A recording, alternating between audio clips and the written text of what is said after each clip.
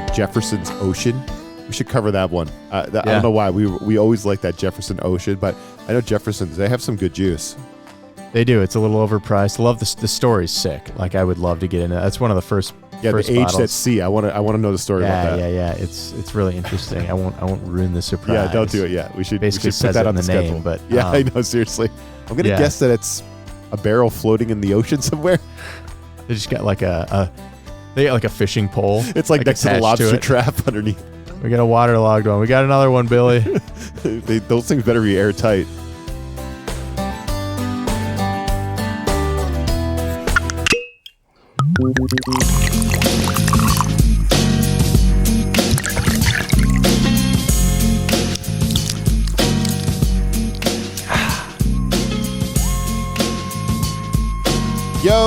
Yo, it's fantastic to have you with us for another pour. I'm Ryan O'Leary. And I'm Mike Zika. And this is the Bourbon Playbook. Tell them about it, Jules. Just another podcast in the basement. That's right. The new voice of our bourbon-themed podcast, Zika, is my 3.5-year-old son, Julian. The cutest mascot, Little Frankenstein. I love it, man. Clearly, this is a family atmosphere here on the Bourbon Playbook, right? And as always, we appreciate you for joining us each week for our sometimes silly, oftentimes educational little show, right, when it comes to bourbon. Our goal, of course, is to grow this thing one subscription at a time. So if you haven't already, please hit that subscribe button on your favorite platform, including Apple or Spotify, whatever you like best, whatever tickles your fancy, Zika. And leave us a rating and review. That's a perfect way to support us. And if you've already done that stuff, check out our website and maybe drop us a dram. Tell them how they can do that, Zika. Check it out, tbplaybook.com. T as in Tim, B as in Brady, playbook.com. I always wait for you to have something different than Tim and Brady, but you're always Tim and Brady. You're the Tom Brady guy, man. Just call it Tom. T as in Tom. No, that's copyright infringement. Oh, you're right, because of TV. Yeah, TV Playbook, TB12. Yes. I get it. What's good, man? What's good? What are we pouring one out for this week? It's been a week, man. So this week has... several things have happened, but if there's one thing that really kind of stands out to me, it kind of reminds me of my inner child coming out a little bit. You know, when you make a purchase and you're so excited to get that present or whatever it is in the mail, right? Like you're checking the delivery, the updates. And for me, I had that about a month ago. I was casually scrolling through Instagram, right? One of the things that... First problem right there. Yeah, exactly. Yeah, they're going to get you with something. 16-year-old girl. And so I'm scrolling through Instagram, and this ad keeps coming up for saunas, right? Now, my cousin Jack just got a 6 sauna in his place. It's like wood. It's a nice one. It's so like we're talking about an actual sauna. An actual sauna, right? Yeah. So I'm hands down jealous, right? I'm like, I want one of these, but it's like, all right, like $3,000's not really in the budget. And then it's like, where are you going to put it, right? We have that unfinished bathroom, but let's be honest, that's the bourbon cave. And that's going to be, I don't know, that's too tough right now to make that call. And I got to pick and choose. Be a lot of juice to move. Exactly. From the Zika household. Or I just build it in there. And so I can just grab some juice while I'm sitting in the sauna, but that kind of like, okay, so I clearly have not been in your basement in a while because I've not seen a sauna down there. Do you have it? Is this where you're going? Do you have a sauna? Yes. Oh my God. But I'm getting to that. Right? Okay, sorry. Go. So anyway, I've been Googling like saunas clearly, right? And every time I jump on Instagram, there's this, I think it's called New Wave or whatever. It's something like that, Neuro something. And I keep clicking on it. I've checked out the reviews. I see on Amazon, it's like, I don't know. For the one that I got, it was like $500. And eventually here, like a month ago, I was scrolling through and I came across another ad, but it said like lights out sale. And I'm like, okay, interesting. You went cheap on the sauna. Let's put it this way. Anytime you see like a 79% off deal, don't be that guy. You're trying to give it away. Exactly. So anyway, I click on it. I start reading some customer reviews that are clearly AI aggregated, but I didn't know that at the time. And I was like, well, shit, I got a couple extra $100, from the pub working the weekend. I was like, why not indulge a little bit, get back to that healthy lifestyle, flush that brown juice out once in a while. My old apartment that that I used to live at for several years, before we got the house, had a sauna right connected to the gym. It was like the greatest thing ever, right? I never felt so healthy and like structured in my life. And I'm like, God, what I do just to get back in that kind of routine. And if it was in my house, like it'd be so much easier, right? I could just build it in and into my routine truly every day and just, hit the gym, hit the sauna, take a shower, whatever. I wish my gym didn't allow full nudity in the locker room. Okay, some of these old guys walking around naked feels almost passive aggressive. But I deal with it because it's policy. See what I mean? Nope. Nudity makes me uncomfortable. Okay. My gym allows it. I wish they didn't, but it's policy, so I respect it, and I just keep a look away. I finally ordered it, right? And of course I upgraded it. It's like at the checkout screen, it's like, oh, do you want an extra 2 feet on each side? We can supersize that order, like a large Coke and fry on the side. Would you like to supersize that? Yeah. And I was like, well, of course. Supersize me. Is that a fucking trick question? Yeah. Of course I want the 34-ounce Diet Coke. Yeah, seriously. So yeah, as soon as I get to the checkout screen, that, I don't know, $270 purchase goes up to like $350. And then next thing you know, they're like, oh, do you want an additional heater that goes up to 180 degrees? Do you want slippers with your name on them? Yeah. We can engrave that for you. And a personal towel. Just please click on this third-party link. Yeah. And yeah, exactly. And so I get to the checkout screen, and of course, I add the heater on because you can't just have a steamer, right? You got to upgrade. The steamer only goes to like 150 degrees. Bro, you're like a salesperson's dream. You're just like, you're just checking the box on all the upgrades. Like, if you walked into like any store where, someone could try to sell you some shit, a furniture store maybe, you're screwed, man. You're leaving there with like the $4,000 couch. Dude, they're just tongue in cheek, grinning, smiling. Like, look at this sucker, dude. Oh my God. It's so true, right? And this is all online. Like, I'm just literally. Is this like late night scrolling Instagram? Like what time of day? Yeah. I mean, it's probably later at night, after dinner, sitting on the couch, watching Love is Blind with your wife kind of thing. Yeah. And so, I get to the checkout screen. I get another share your personal information, your email and your social security number, and we'll give you 10% off. And of course I do that as well. You gave him the social as well. Yeah. You're welcome, China. So exactly. like all that's, who knows, my account's hacked by now, but anyway, so get to the checkout screen, drop like $400, right? But I saved 79%, right? So really I saved like $6,000. Was this a surprise gift to yourself, or did you let Lizzie know, your wife? I did. I ran it past her, and she's always wanted. We were talking about getting a sauna and like literally having somebody come and build it like in that room where the unfinished bathroom is. That's probably the way to go. Yeah, but again, it's like we need a bar first, so we need to get that rolling. Yeah. In the meantime, I end up locking that down. Super excited. Get the tracking number. Like every day I'm like, hey, send me text updates, send me pictures. I want my sauna. Yeah, man. Like let's get this rocking, just envisioning myself sweating out the toxins in the brown juice and then going to drink more shortly after. And I'm sitting there a week later, and then it's like, all right, it's out for delivery. And I'm like, yes. And it comes in a big box, it's like Christmas, you know what I mean? And I get it. I open it up.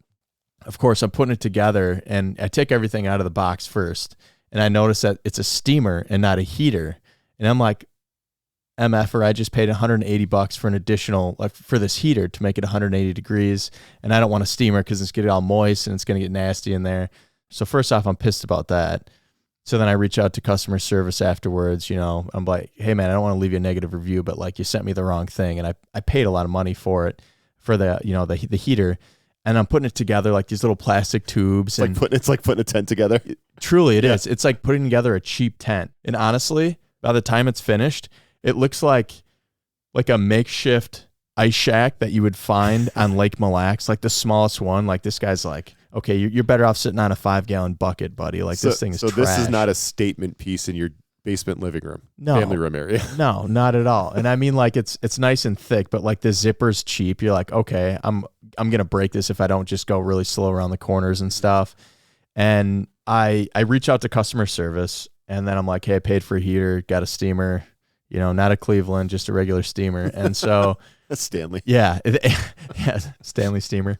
And they reach back out to me, and they're like, oh, sorry, it came in 2 shipments. It's held up in customs. I'm like, customs? I'm like, what the? They're like a Norwegian company or something. It's coming. I was like, whatever. So literally 3 weeks later, last night, I got home from a happy hour and I saw it sitting on the front porch, and I'm like stoked. I'm like, awesome. Finally got the heater. I paid $180 for this. Like, this thing better be sick. It's like a glorified space heater. And I just turned it on before I came over here. And it took like 25 minutes to get like 86 degrees. And I'm so pissed, dude. I'm so pissed that so this thing is not working out. Yeah. And it's like, God damn it. Like, I fell for this. Like, I'm basically in sales myself. And I'm like, all right, you win. And it's like Instagram, SEO, pulled it off again. Congratulations. It somehow climbed into your soul and knew you really wanted a sauna, dude, but weren't ready to spend the necessary funds on it. So you went with not even the B team. We're talking about like the D team here. The D team. Yeah. You got the D on this one. You did. Nudity makes me uncomfortable. Okay. Lots of D. It's straight up NAF squad, dude. They just like, that goes to show. That's a good pour. That's one where tonight's pour might take a little bit of the edge off, because that's not good. That's not good. All right. So what made me need this week's pour, right? Very curious. Yeah. What you had a trip. I had a trip. I had a trip to South Carolina to visit some in-laws, and like lovely people. It was a great trip. It was good to see the fam. Whether it's like your wife's side of the family or your side, it's always something when you go travel to see family, right? But for me, it has nothing to do with the people. The people were fantastic. It was a good trip. Jules had a great time. The reason I need the pour tonight is because of my own shit. Like, I can't handle myself when I leave the house. Like, when I travel somewhere, Zika, I overindulge. When I'm at home, I'm kind of on a schedule, right? Like, I get up, I don't really eat until noon. I try to hold out until noon. It's not really like strict intermittent fasting. I used to do intermittent fasting. I kind of like the idea of that, right? Yep. Like, we're not built to eat that much food. Like, think of the cavemen. Were they snacking all day? No, they were out hunting all day for like 18 hours trying to like kill their food. Right. And eat, and bring that shit home and cook it. Like, we're not built to be snacking all day. So usually after dinner, I try to only drink water. And then when I get up in the morning, I only drink black coffee until noon. And then I eat my first meal, right? And I'm pretty good at that when I'm home. But when I go on vacation, and this wasn't even a vacation, this is just a long weekend with family, for some reason I am drinking all day, overeating, and just feeling like crap the whole time and spending half the time on the toilet. Oh, I'm just pooping. You know how I be. Like, you know what I mean? Like, I don't know what's my problem. A great example of this is our first full day there, this Saturday. We flew in on Friday night. Saturday, we get up, we go to my nephew's little soccer game. It was really fun to see him play. Like, we're talking about like 8-year-old soccer, if you could picture it, just the kids running around in a big clump. Yeah, just the kids running in a clump around the ball. It was hilarious. It gave me a glimpse of what I'm in for as my kid gets a little bit older. It was fun. And then, Jules was begging to go to a playground. We took him to a playground. And then after that, like, it was around lunchtime. Like, I hadn't eaten yet. All I had was my Dunkin' Donuts black coffee. I was like, man, I'm getting a little famished. And we go to this Mexican restaurant that was down the street that Katie's dad, I think he and his lady go there once a week. They go there all the time. It's like one of their spots. So I'm like, that sounds perfect. Like, I love going to restaurants when I'm not home, right? When I'm on vacation or whatever, or I'm out and about. I love going out to eat. So let's do that. That sounds great. So we go there, and one of the ladies at the table order a giant margarita. So I'm like, I look at my watch. Light. It's go time. I'm like, all right, it's a Saturday. It's noon. And then my father-in-law orders a beer, and I'm like, shit, bring me a Modelo, baby. Like, I'm in. And the guy goes, you want a 16 ounce or a 24 ounce, sir? And I'm like, is that a trick question, baby? Give me the 24. Why? Like, why? Nobody else got the 24. I had to, so they bring me the mug, right? Like, everyone gets their normal size drink, although the margaritas are pretty big.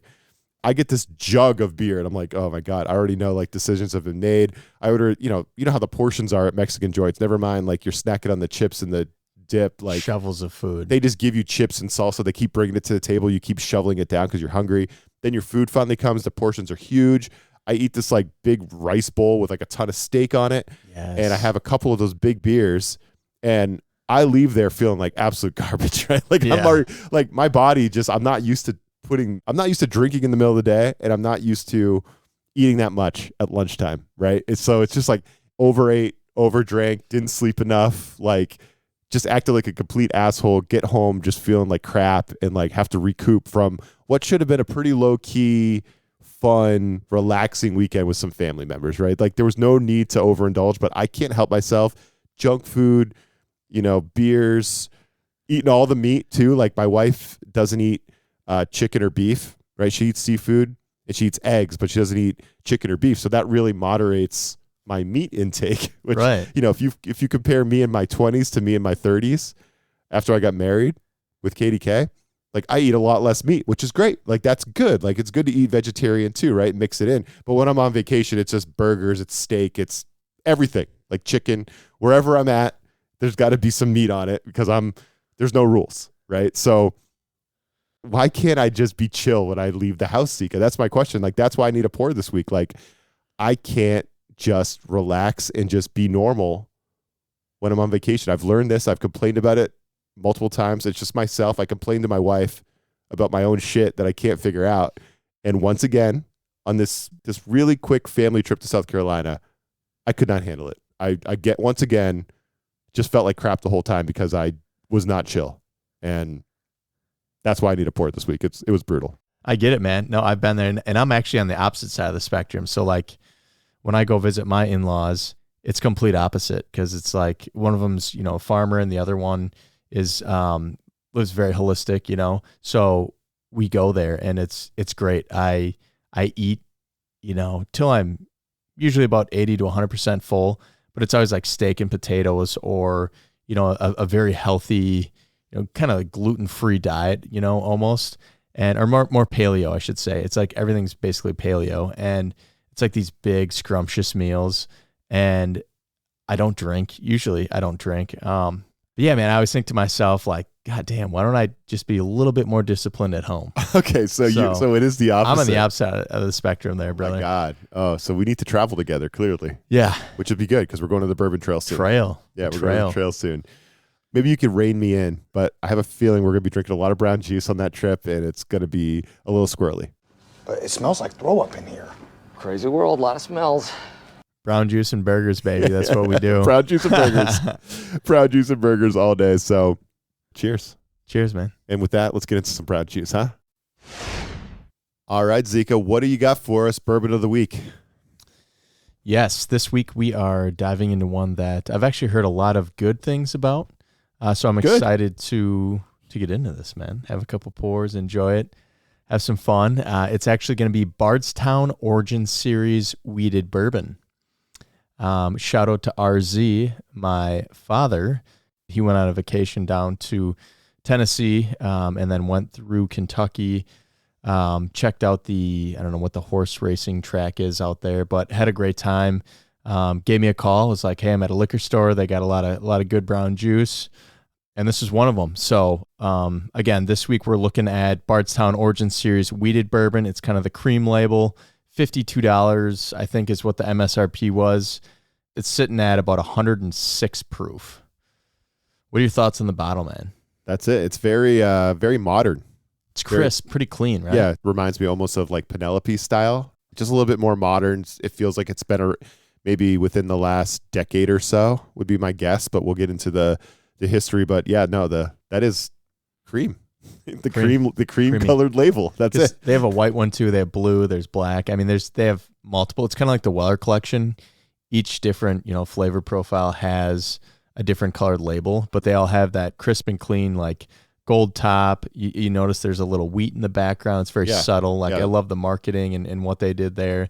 The bottle though is, I mean, it's kind of elegant, yeah, no, for sure. That would look fancy on the shelf, man. I like the look of this bourbon. Looking at the awards and bragging rights of this sexy bottle, they won the gold medal at the 2023 International Wine and Spirits Competition, and they were also named IWSC's 2023 Worldwide Whiskey Producer Trophy winner.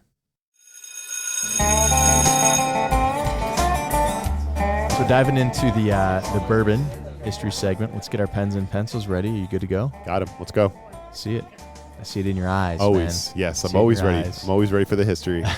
What do you got for us? All right. So kind of looking at the beginning of this distillery. So we're going to rewind the clocks back to 2014, right? So not a ton of lineage with this brand, but it's interesting because the more I do research and the more I understand this, there's a ton of new distilleries popping up. And it's not like my grandpa's grandpa passed the recipe down and, you know, the cool lineage and the history of Jack Daniels, Uncle Nearest. There's not a lot of that, right? Outside of like there's a couple core bourbons that have been around forever, but now we're kind of getting in the scene where bourbon's becoming very mainstream these days. Mm-hmm. And so you're seeing all these kind of bourbons pop up with, it's not, you know, it's not necessarily like old school recipes. It's kind of like new school money. Yeah. Right. So in 2014, a group of entrepreneurs, including David Mandel, Dan Lindy, and investor Peter Lofton, they founded Bardstown Bourbon Company with this idea to modernize bourbon without losing its soul. Right. So Mandel later on became the founding CEO, brought the business and his political chops to the table as he's been a senior advisor for the Department of Homeland Security and co-founder of a company called Velocity Solutions. So it's a fintech company, but again, bringing that new school money into the bourbon scene. So by 2016, construction was complete and Bardstown Bourbon Company was officially the newest resident in the heart of bourbon country. And what they had is really just kind of a new kind of distillery. So their vision was clear. Again, they wanted to build the Napa Valley of bourbon. So like a sleek, transparent, kind of collaborative space where, you know, you could bring a lot of tourists to, you could enjoy a culinary experience as well. So they have food there that they intertwine. They've got some chefs on site with bourbon. I mean, it's kind of the perfect mashup, right? So they were like the ghost writers of the bourbon world. Premium liquid, no label of their own quite yet, right? So this is where the innovation and transparency comes in. So glass-walled stills, which is super interesting. I've never even heard of those. Open fermented tanks, everything on display. So the thing I love about like our brewery or other breweries in general, distilleries, also go into this category, is you can walk in there and you get a scene of like behind the scenes. Like, man, what does it take to actually get it from point A to point B, C, D, and then in my cup, right? It's almost like those fancy restaurants when they have the kitchen right there open. Yeah. Like right there in the middle of the restaurant for you to see. Super cool. And you're just like, well, I'm not going to watch them per se, but I know like my shit's being handled effectively because they're right out in the open. They're not going to do any shady business. It's that transparent, innovative, new, fresh outlook on bourbon in general. So their growth and production, right? They're a powerhouse here. So what started as 600,000 proof gallon per year facility skyrocketed to over 18 million proof gallons annually, putting them in the top 10 producers in the entire United States of America. But they were actually pushing the boundaries with these different types of finishes in cognac, brandy, and rum barrels, and really just kind of creating that reputation for high quality collaborations at the time. The fact that they were able to grow to the top 10 producers in the U.S. is pretty amazing given like the climate, right? There's a lot of different brands out there. There's already too many different bottles of brown juice. I think when I walk down the aisle, like it's almost overwhelming how many different bottles there are and what's the difference between them. It's hard to tell unless you really know your shit, which I don't yet getting there. But the fact that they were able to grow that fast is what a flex, right? That's pretty wild. It's a huge flex. And when I add up the figures and I think about it, and I think about the individuals that started this, you have 3 individuals that have way too much money.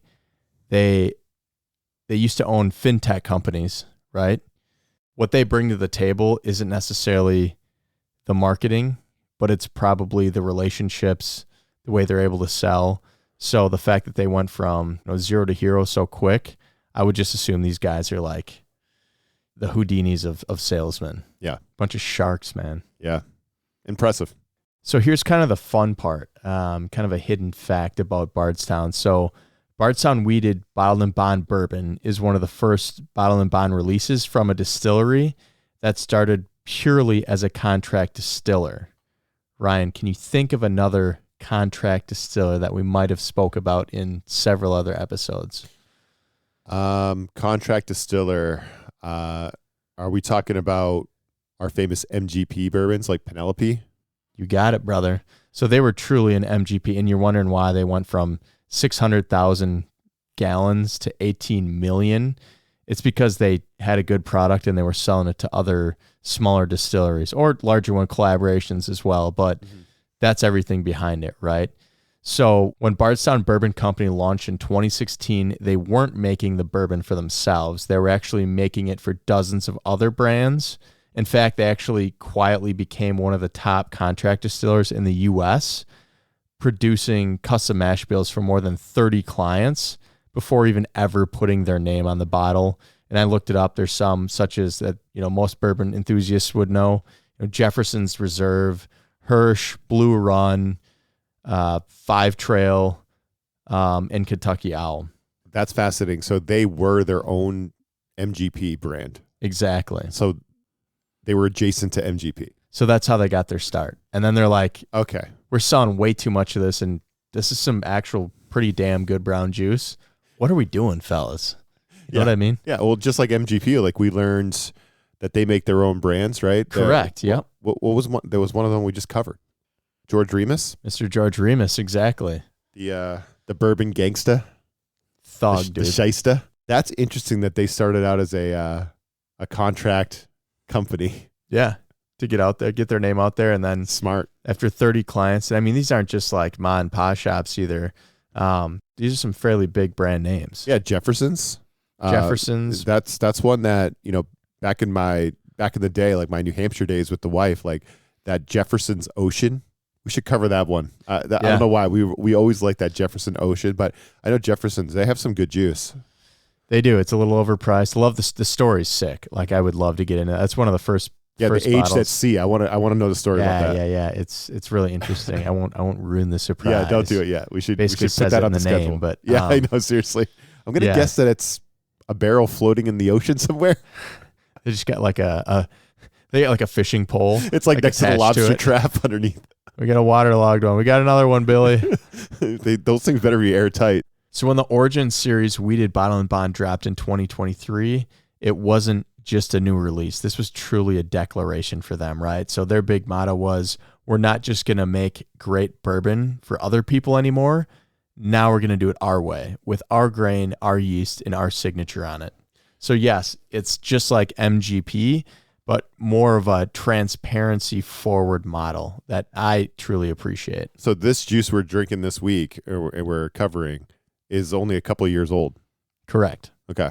So taking a step back to the ownership. So when did this shift kind of happen? So it was in 2022, right? So Bardstown Bourbon Company was acquired by Pritzker Private Capital. They're actually a Chicago-based investment firm and a part of the same Pritzker family that is behind the Hyatt hotels. Again, money talks, right? Sure. Yeah. So their investment signaled a serious belief in what the future of Bardstown was and kind of funded that next wave of expansion, especially here with the Origin Series and this bottle in 2023.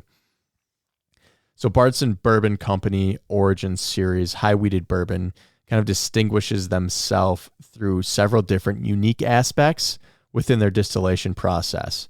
Number one is going to be the high wheated mash bill, right? So this bourbon, it features kind of an uncommon mash bill of that 53% corn, 39% wheat, and 8% malted barley, making it one of the higher percentages used of wheat in a bourbon in this specific category. So the high wheat kind of gives it that softer, sweeter profile that you're going to taste here in the finish in a little bit. So the second key point is the low barrel entry proof. So the distillate is entered into the barrels at a lower proof point of 108 rather than the typical higher proofs, right? So we've covered a lot of different bourbons that typically it enters into the barrel at somewhere around 120, 130 for these high barrel proof cast strength bourbons. So this approach really gives those wood sugars during the aging process to really enhance that flavor and bring that sweetness and complexity out in the bourbon.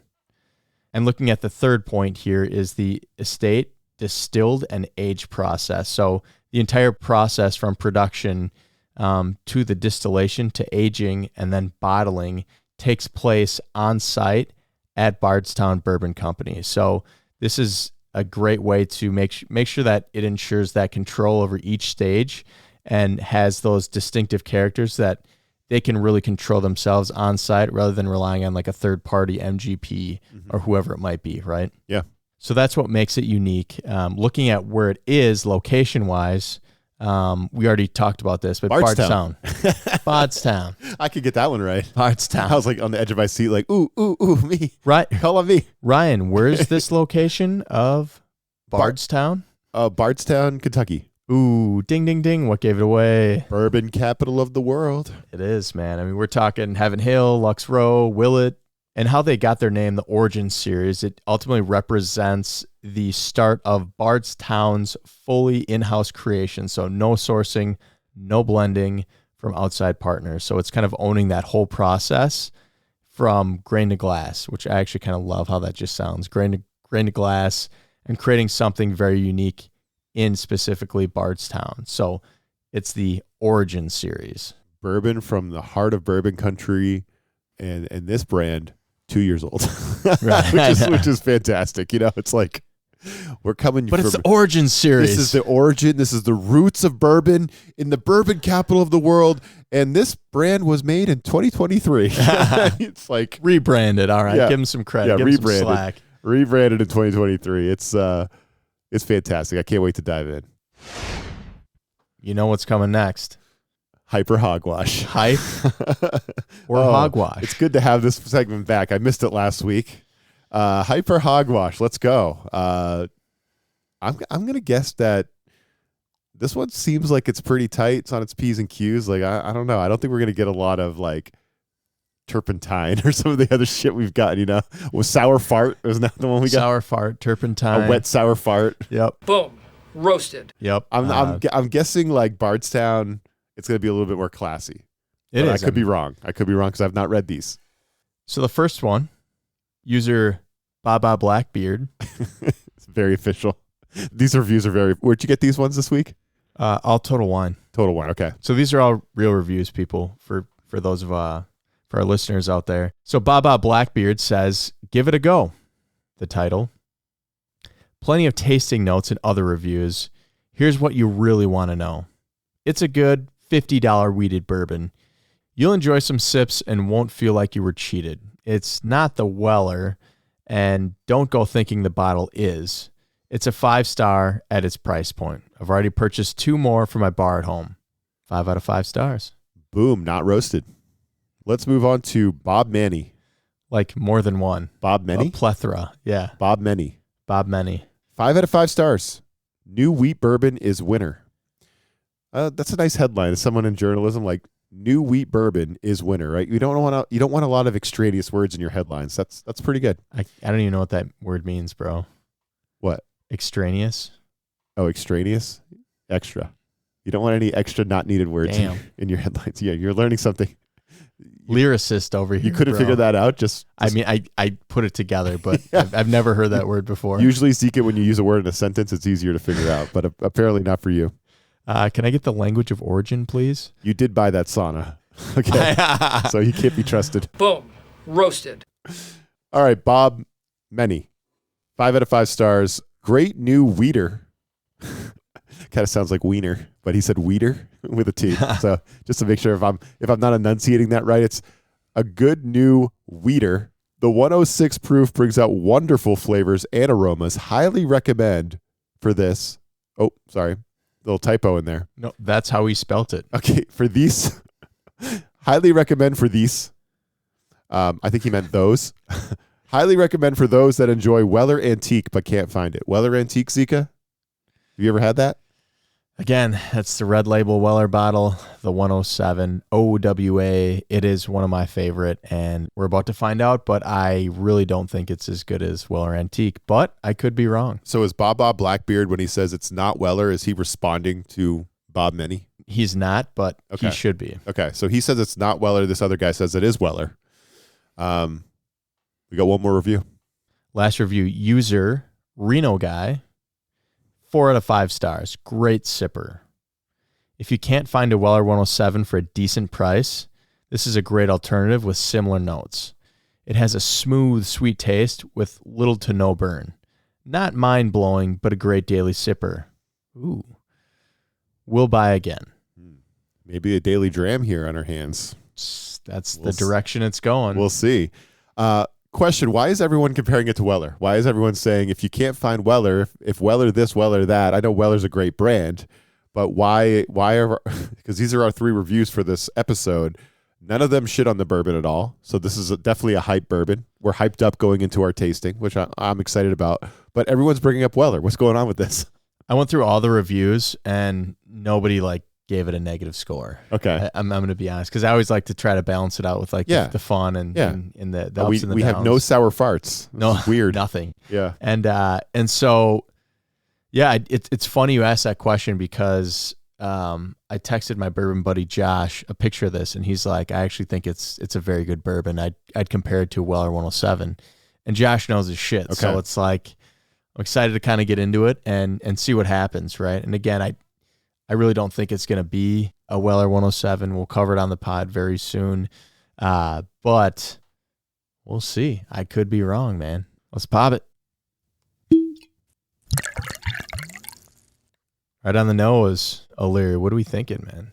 I mean, I'm definitely getting that sweetness right away. It's red fruit, cherry, super prevalent to me. Honey and cherry. I think that's spot on. Sweetness. I think as you kind of drive your nose down a little deeper, it definitely gets into more of that ethanol burn for sure. But if you just kind of hold your nose right over top, a ton of honey, a ton of sweetness, a little bit of oak, which is literally Weller 107. Really? Yeah. Yeah. So I'm excited. Moment of truth. Here we go. What are you getting on the palate, Zika? That is, there's definitely a lot going on here. Yeah. So I'm getting a ton of caramel and vanilla, more vanilla, very subtle, maybe cherry note. Not getting it. Not getting that hit of fruit that you want. Not exactly what I want. Like if we're talking 107, I think that the cherry is very much more forward. Whereas this, I get a lot of vanilla, a little bit of caramel, a little bit of cherry, and then that spice kind of creeps back up on the front of my tongue, which is kind of weird, in the sides on the finish, right? Whereas I think 107, to me, it's vice versa. It's very much like the Dragon's Milk, how we were talking. It starts sweet, you get a little bit of spice, and then on the finish, it's still sweet.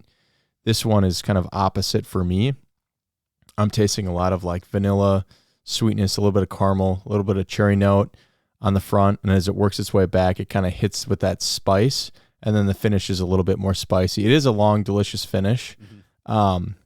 But looking back at some of those reviews from Baba Blackbeard, I think Ooh, is very trustworthy. I think Give It a Go is exactly right.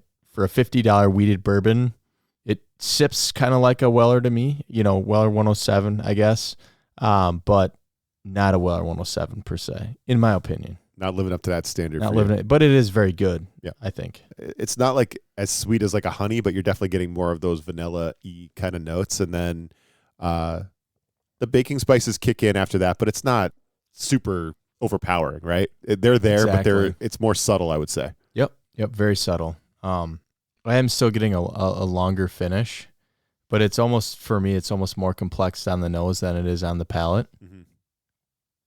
which to me is always a little disappointing. And again, not labeling this as a disappointing bourbon. I think it's actually really good. I'm glad I purchased this. Shout out RZ. Such a snob. Yeah. And when we're looking at the mash bill here, we're talking about the high wheat. So 53% corn, 39% wheat, and 8% malted barley. It's got an impressive little spice kick to it for that mash bill. It does, doesn't it? We're talking about malted barley, which usually is supposed to make it more smooth, right? And then that heavy wheat, heavy corn sweetness. It's not like a high rye content at all. Based off the facts here, for me and what I've learned throughout this process, is it should be very smooth and sweet and not as spicy. So I'm just curious where that comes from. Yeah, that's a great question. Ryan, would you care to answer? Don't know if I have an answer for you. And when it comes to the age statement, we're looking at roughly about 6 years for this bottle. South 5 for the big dog. But enough about the tasting notes. Ryan, you ready to dive into the E5 scale? Yes, always. Excited to dive into the Essential 5, which for those joining us for the first time is our little rating system. We sometimes argue over where to put the bourbons into one of these 5 buckets, but just to rifle through them, we have the Daily Dram, the Impress My Guests, the Budget Blend, the Saturday Night Sipper, and the Precious Pour, a.k.a. Zika. The PJ Fleck. The PJ Fleck Elite Pour. So, oh man, this one's not as obvious, right? Let's work through it together. Okay, let's work through it together this week. So we mentioned Daily Dram earlier. It's got some Daily Dram characteristics. I know we've had a Daily Dram. Was it McFarland?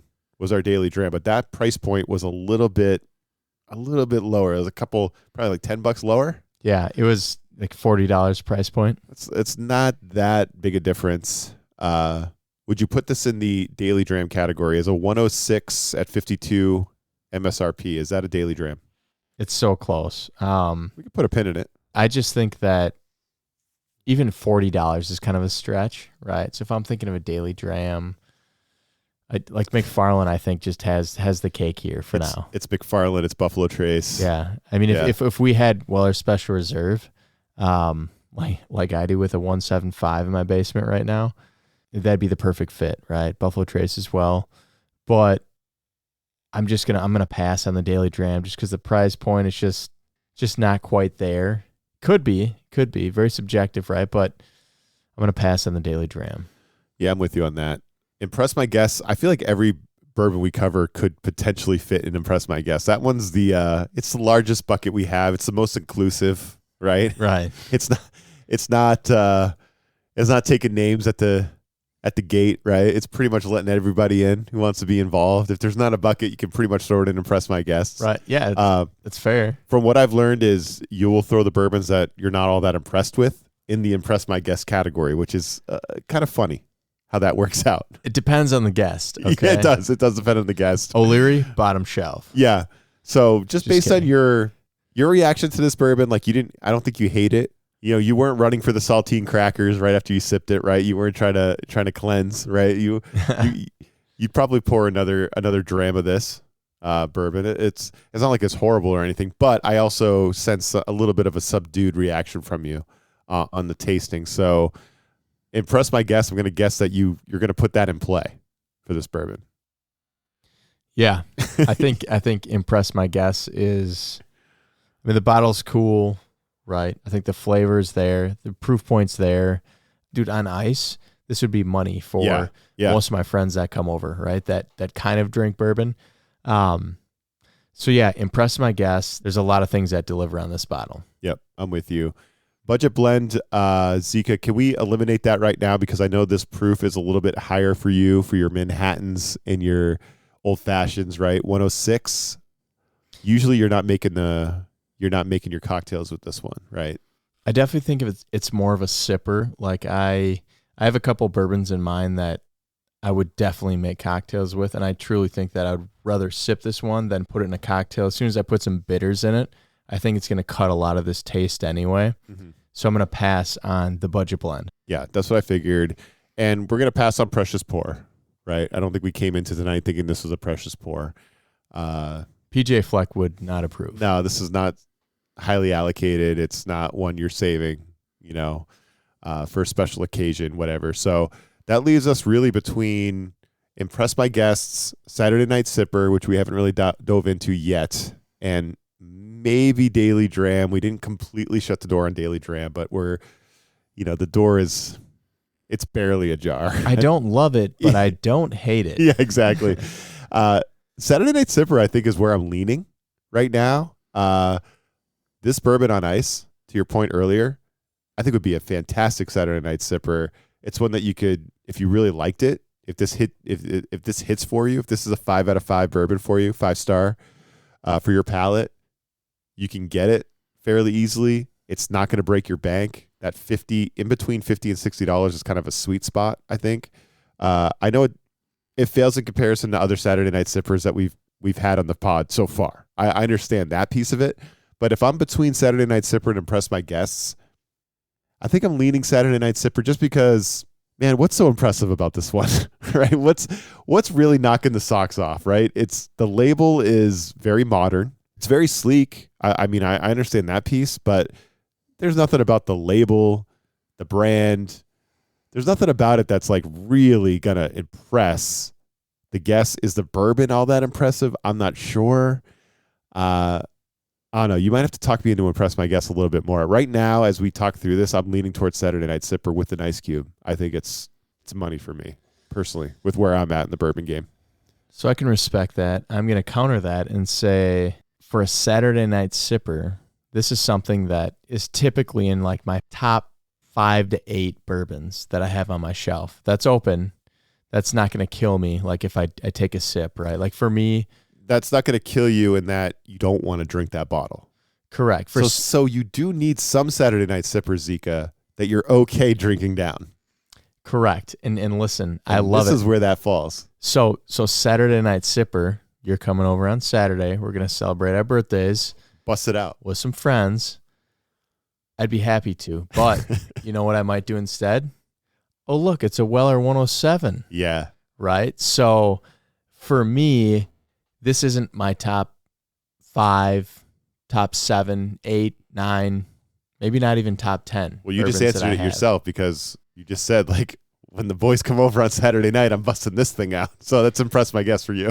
So for me, it's just it's not a Saturday Night Sipper, right?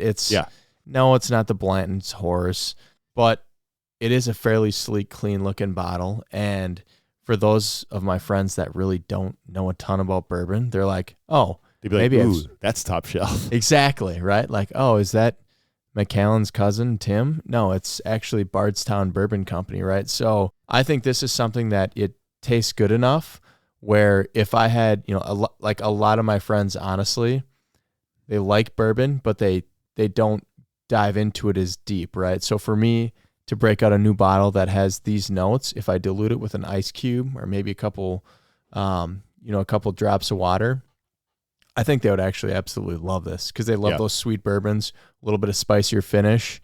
And, it's got a kind of a cool story. Maybe I can finish it up with a Weller 107 and be like, hey, this is what's up. This is what the bourbon community is saying, right? Yeah. This is comparable to this. What are your thoughts? Yeah, let's try both. And I think, to your point, it's got the name Bardstown written across the label. And, you have all this, honestly, useless knowledge about bourbon and the process of bourbon and the history of bourbon in your brain now from researching every single week. Right. And this is a good way for you to get some of that out. I'm all in. Impress my guests, man. And again, it's okay to agree to disagree. I understand where you're coming from with Saturday Night Sipper, but again, most of my friends and my guests that come over, I think this is the perfect category with a dash of water or a cube of ice. So next week's bottle is either a legend in the making, Zika, or a cautionary tale in corn. Tune in to find out if we're toasting or tossing. Does that get you primed for next week? So primed. Perfect. Well, that high wheat bourbon just hugged my taste buds and whispered, "You deserve better." Smooth, fruit forward, and 106 proof of pure charm. This bottle doesn't just walk into a room, it glides in. Until the next pour, keep your palate curious and your glasses full. Cheers, y'all. Cheers.